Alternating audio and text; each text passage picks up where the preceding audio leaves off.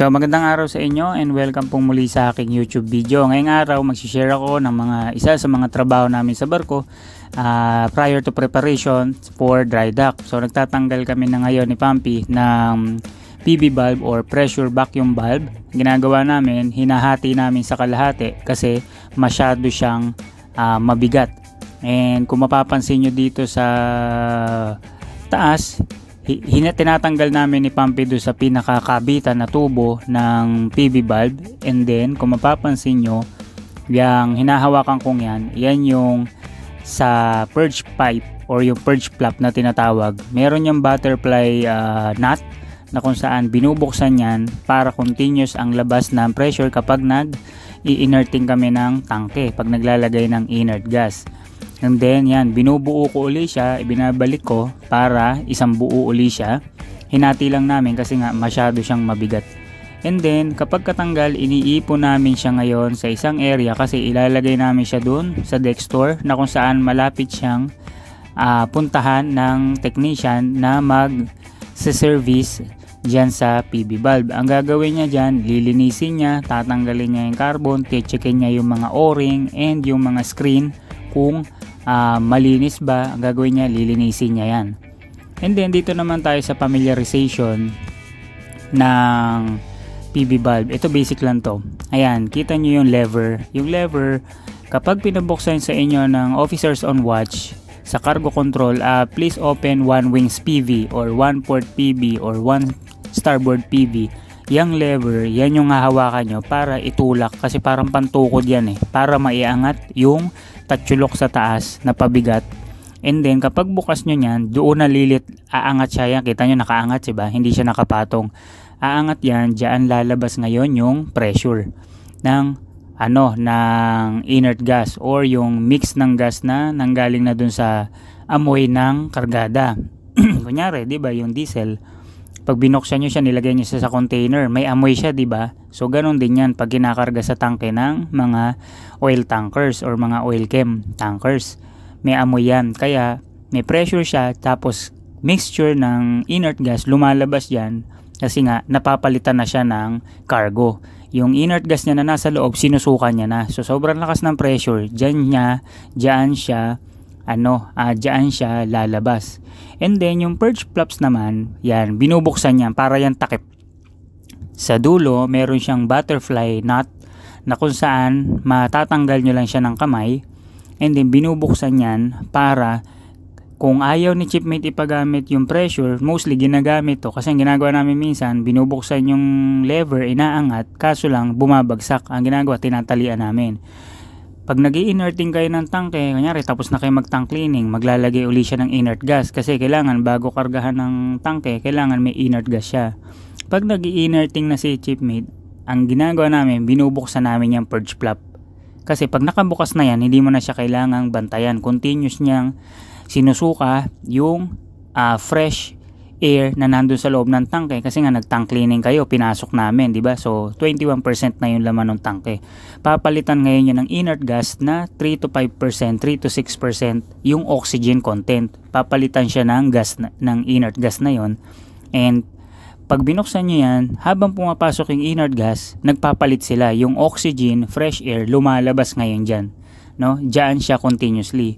And then, yung sa ilalim na pinipress na vacuum, yun nga, dun sa susunod kong video nakadugtong nito, yun nga, ginagamit yan kapag ka nagpapasuction, kapag kunyari nagkarga kayo ng vegetable oil, katulad kami, nagkarga kami dati ng soybean oil, wala siyang inert gas, kinarga lang siya sa tangke, and then nagne-negative pressure yung tangke, magsi-shrinking yung tangke kasi nagba-vacuum. Ipipush nyo yan, pinupush namin yan tuwing umaga, every morning, 5 minutes per tank, pinapasaksyonan namin siya ng fresh air para yung tangke maging stable. Hindi siya mag-shrink kapag ganon ang kargada nyo. Pagka oil products naman, malakas naman pressure, nire-release nyo yung pressure para yung tangke hindi siya lolobo. So parang ganon yung yung pinaka-logic niya. And then punta naman tayo dito sa kapag binaklas nyo yan, doon sa screen, ayan, kita nyo, yung sa ilalim, may screen yan.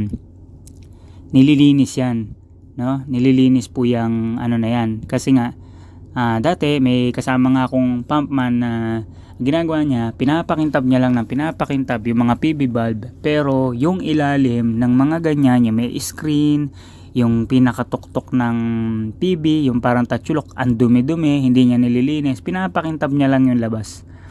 Pero walang kwenta yung ginagawa na ganun kapag yung PB mo hindi siya functional, kasi ang purpose talaga ng PB para lumabas yung pressure or pumasok yung fresh air.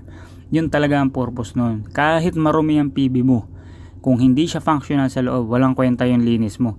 So para sa akin, dapat unahin i-maintenance to. Kapag functional na siya, beautification na lang, pakintabin yung PB bulb. So kita niya may mga screen, di ba? Tinatanggal yan, yung iba pinapalitan kasi sa sobrang tigas na minsan ng kargada, nagkaroon na siya ng mga carbon, natakpan na yung screen, hindi na ngayon makapasok kasi natakloban na siya eh. Ang ginagawa dito minsan nila pampi, tinatanggal, pinapalitan ng bago or nililinis kasi yung iba nito stainless to, yung iba kasi metal lang kaya kinakalawang.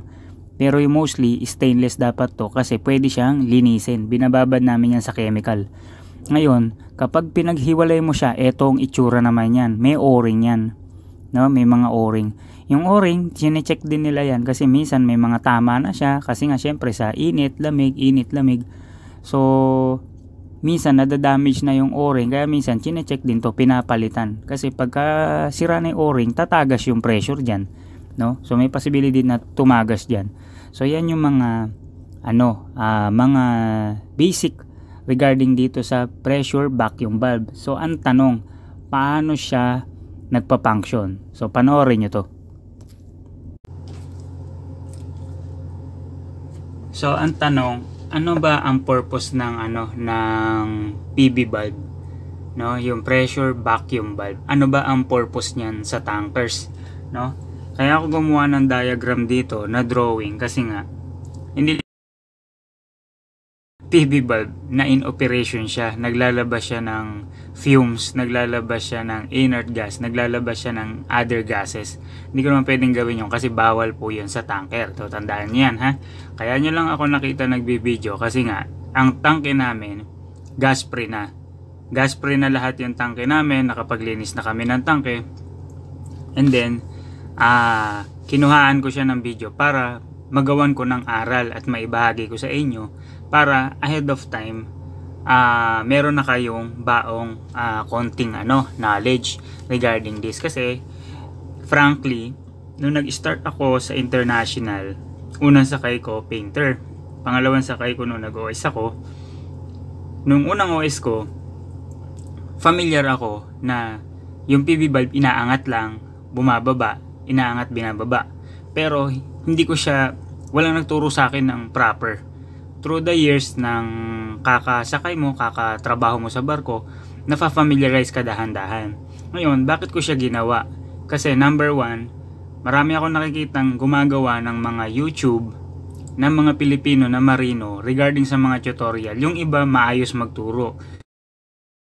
Gumagawa ng tutorial, hindi nila kinocompile ng maayos. Kaya ngayon, kunyari, gusto mong mag-aral ng isang bagay na gusto mong matutunan ahead of time, hindi mo matutunan kagad ng maayos kasi hindi naman nila kinukuha ng maayos ng hindi nila inaayos yung pagtuturo. Kaya ngayon napansin ko, sabi ko sayang naman yung mga YouTube channel ng iba na hindi naman nila inaayos yung pagtuturo. Yung iba magagaling magturo, yung iba gukuha lang ng video, ayaw pang ayusin yung pag-video nila, kumuha na lang ng video, hindi pa inayos. So ito, syempre hindi ko pwedeng kuhaan yung na in operation, kaya gumawa ako ng diagram for this one. So pakinggan nyo, lalo na sa mga future cadets at mga magiging OS sa oil tankers, mapunta man kayo ng VLCC, oil chem or pure chemical tankers, or even bunkering kayo mapunta, mapapakinabangan nyo to. So ano ang purpose ng PB bulb? So nasan yung PB bulb natin? Ito, ayan ayan yung PB bulb natin, ayan. Ngayon tingnan nyo to. Ito yung top view ng natin, ng barko, no? Kunyari, ito yung barko natin. Ito yung forward, ito yung accommodation, ito yung aft. And then, ang tangke namin typically ng oil chem is 1 to 6. Typically, halos lahat ng nasakyan ko 1 to 6. 1 port, 1 starboard, 2 port, 2 starboard, hanggang 6 port, 6 starboard, slap port, slap starboard. Pag sinabing wings, 1 wings, it means 1 port, 1 starboard.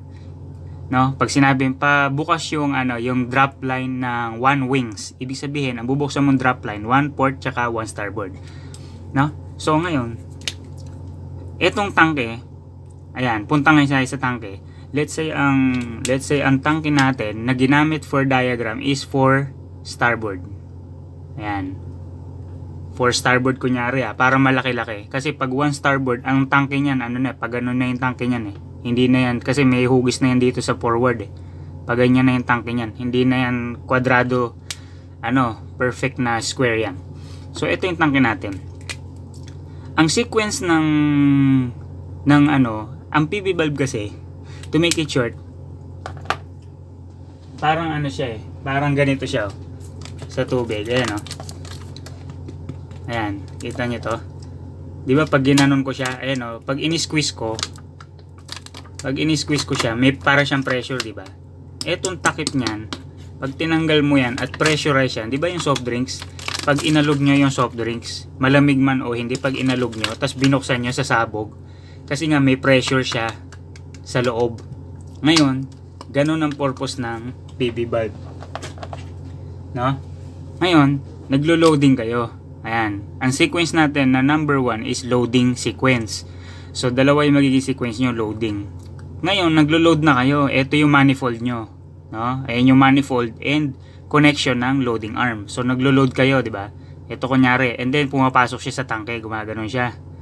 Ayan, pumapasok, di ba? Pumapasok yung cargo nyo. Ngayon, let's say ang cargo nyo is 50% na. No? 50% na yung tangke nyo ng cargo. Etong 50%, ang laman yan is inert gas. Let's say 0 pa yung tangke nyo, wala pa lamang cargo. 100% inert gas ang laman yan. Pag nag-load ang tangke nyo, may laman siyang inert gas. So yung inert gas, ano yung inert gas? Tsaka ibang topic ko yun ituturo. Hindi ko yung maituturo sa inyo ng sabay-sabay. So ang ituturo ko lang sa inyo yung PV valve. Para magets nyo yung isang topic one at a time. No? So let's say pumasok na yung cargo. No, pumasok na 5%, 10%, 20 hanggang naging 50% na yung cargo nyo.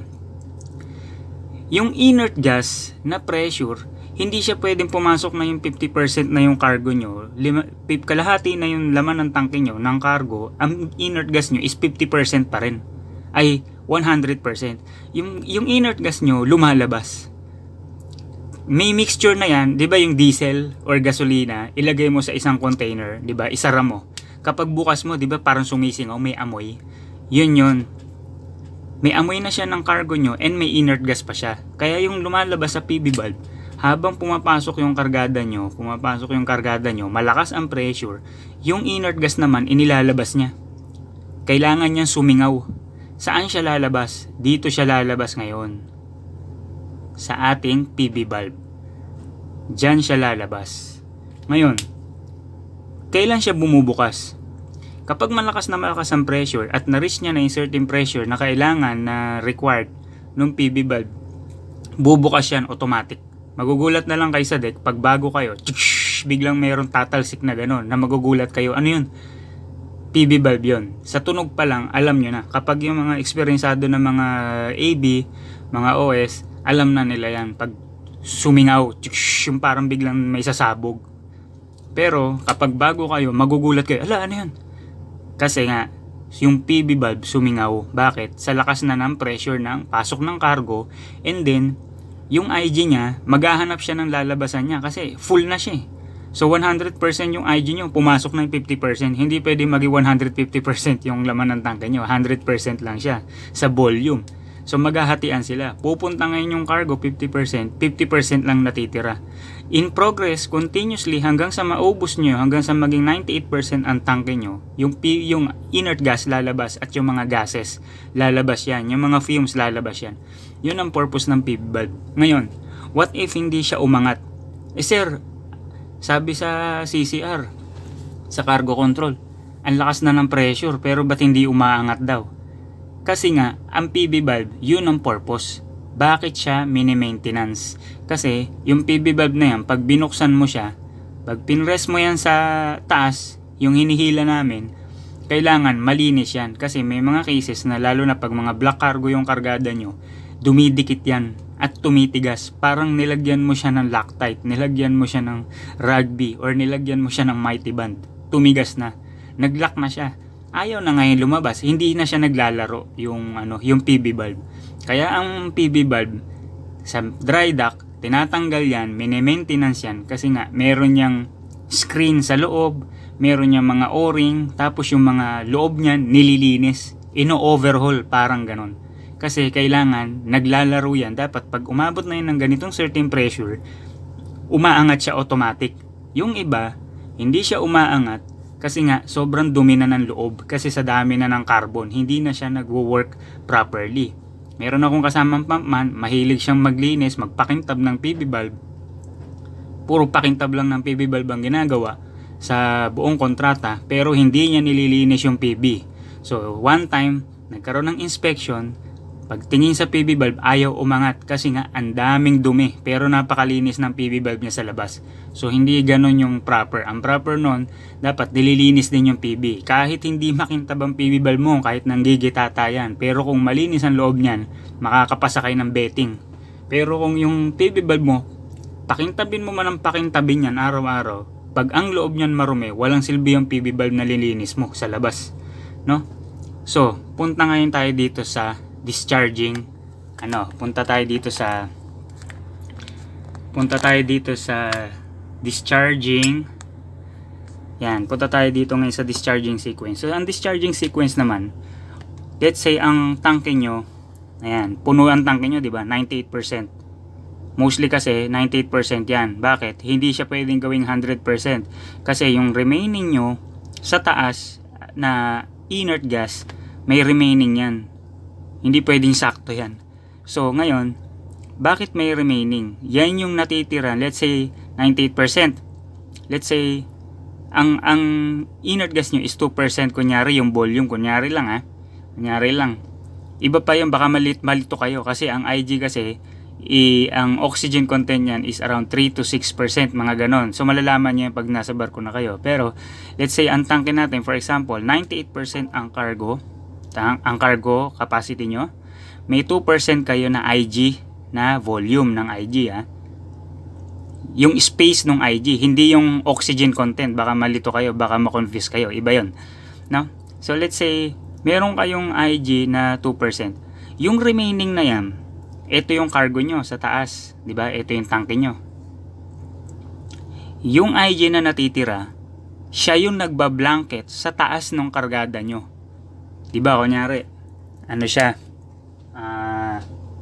tawag dito, yan, kunyari, itong baso ko, yan, diba, ito yung tangke, nandito na yung liquid, and then, let's say, ito may kapuret, yung space na yan, nandyan yung inert gas, kasi yung inert gas, ang nagbablanket, doon sa cargo, para, hindi, yung oxygen content kasi ng IG, is hindi siya 21%, katulad ng ating natural air or natural oxygen, hindi siya 21% or 20.9, no? Mababa, kaya siya tinawag na inert gas.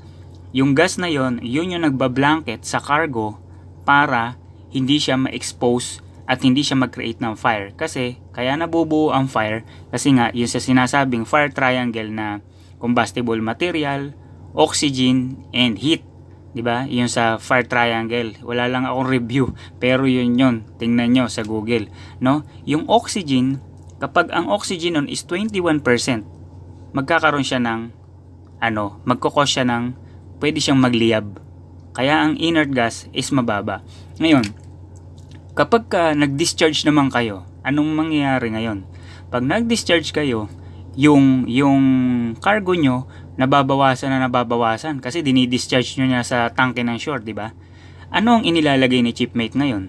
Naglalagay ngayon siya ng inert gas. Nakabukas ngayon ng inert gas. Habang nagdi-discharge kayo ngayon, nababawasan tangke nyo, yung inert gas ang pumapasok, no? Inert gas. Pero ito, hindi ito masyado kasi nga, hindi masyado magiging functional yung PB bulb. Kasi nga, wala siyang lamang hindi siya pressurized Kasi may laman na ang cargo, di ba? And then may laman na kayong remaining na inert gas. Kakapurit na lang yung inert gas nyo kasi binlanket nyo na lang yun eh.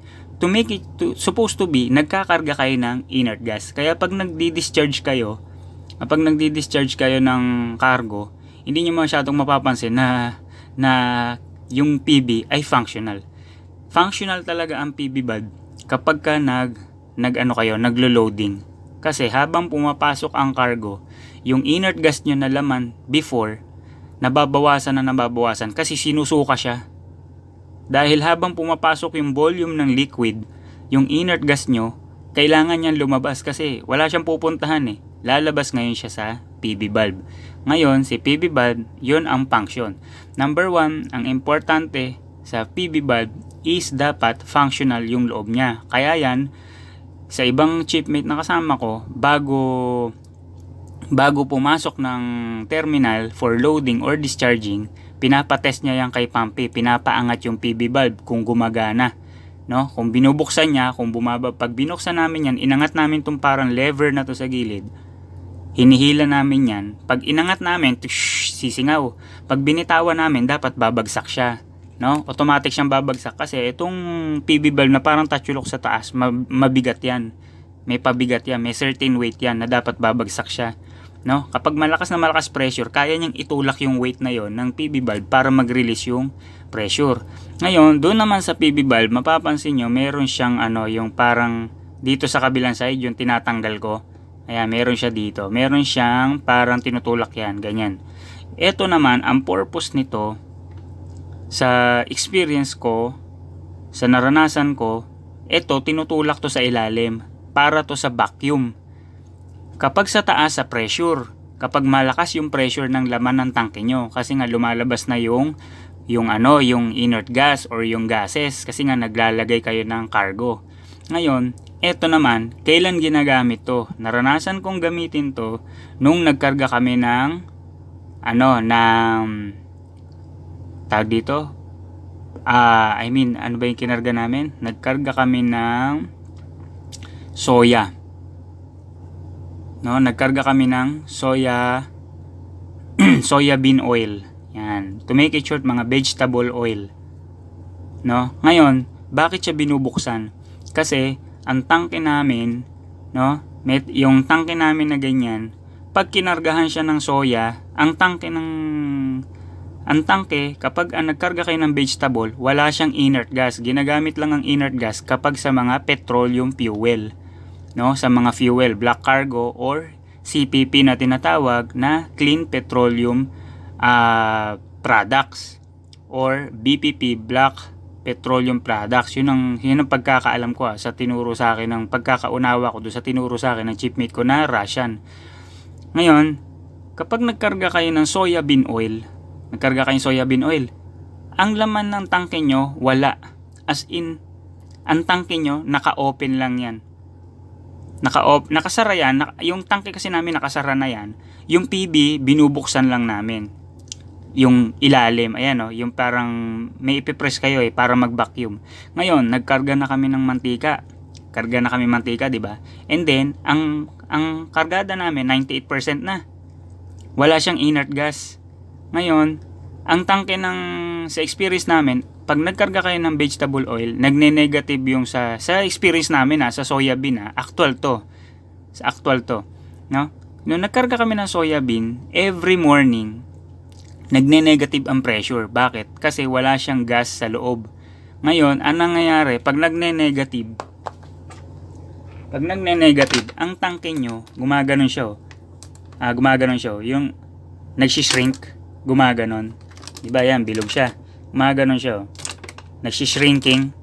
Parang ganon. Pag nagne-negative ang tangke, may posibilidad na mag-shrinking na ma-vacuum yung tangke nyo kasi wala siyang sufficient oxygen sa loob.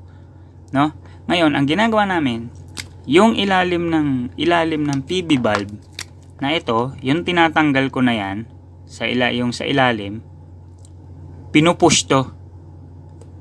Ginaganon siya. Ayan yan ginaganon siya.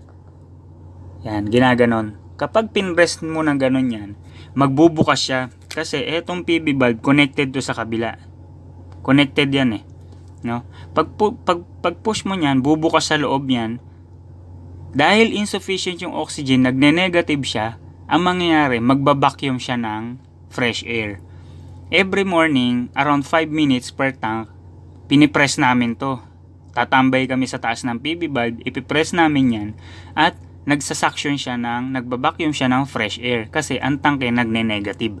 So mapapansin nyo, etong PB valve, yan, kapag ka loading kayo ng petroleum products sa PB, dito yan magbubukas kasi meron kayong IG. Kapag mga mga vegetable oil, coconut oil, soybean oil, sunflower oil, palm oil. Nakaranas pa ako dati ng tawag dito, yung molasses, mga ganon. Sa experience ko, nung nag-soybean kami, nag-negative yung tangke namin. And then, pinupush namin to para maglagay ng fresh air sa loob. No? So, yan. Kung mapapansin nyo, yan. So, kung mapapansin nyo, dito sa tinuro ko, marami na akong ikinwento sa inyo, pero nandito pa lang tayo sa PB valve. No? Sir, ano tanong? Pag sa BLCC, may PB valve ba? Actually, nung nakasakay ako ng centrifugal, not necessarily BLCC, pero mostly sa BLCC, meron silang tinatawag na mass riser. Ang mass riser, binubuksan siya parang valve, iniikot. No? Sasabihin ng opisyal nyo, pakiikot yung mass riser, 2 ikot. So, 2 ikot means 2 360 degree. Kasi ang valve, para mabuksan mo, ilang ikot yan bago mo mabuksan. So, sasabihin niya, parang pinapakrak open niya lang. So, pakibukas yung mass riser, 2 ikot or 1 ikot. Mass riser ang tawag. Parang ganito siya. Hindi ko lang may drawing ng totally, pero parang ganyan yan, mass riser. Makikita nyo yan pag sumakay kayo ng mga malalaking barko na mas malaki sa mga oil chem. Yung mga centrifugal na barko. So, nakita nyo, yung tinuro ko sa inyo, PB valve, yan. Malaki ang tulong yan kasi alam nyo ba, nung nag-apply ako sa Merck's tanker, 5 question ang tinanong sa akin ng kapitan na nag-interview sa akin, at itong PB valve na to, isa to sa tinanong sa akin nung kapitan. Ano ang purpose ng PB valve? Ano ang PB valve? Kinuwento ko sa kanya. Yung kinikwento ko sa inyo ngayon, yan yung isa sa mga sinagot ko doon sa nagtanong sa akin, nag-interview sa akin na kapitan. Sabi ko, sir, PB valve means pressure vacuum valve. Kapag ka pumapasok ang kargada, may pressure yan, lalabas yan doon. Kapag ka ang kargada nyo naman nagne-negative, papasaksyon nyo ng fresh air para pumasok yung fresh air. Kaya titawag na vacuum. Yun lang ang sabi ko. Tapos sabi sa akin ng kapitan, sabi niya, may lisensya ka ba? Sabi niya, sir, wala akong lisensya, sir. Di po ako nag-exam, sabi ko gano'n. Sabi ko kasi may mga in-interview kasi ako dito ng third mate. PB valve, hindi alam eh. So yan, di ba? Kita nyo? Hindi ko sinasabing hindi alam lahat Kinikwento ko lang kung ano yung totoong nangyari. Yung totoong naging senaryo ko nung in-interview ako sa Merck's tanker. Kaya doon sa Merck's, nakasakay ako ng 2 barko dyan. No? Isa to sa tinanong sa akin. No? So, malaking tulong tong tinuro ko sa inyo kasi mapapakinabangan nyo ito in the future.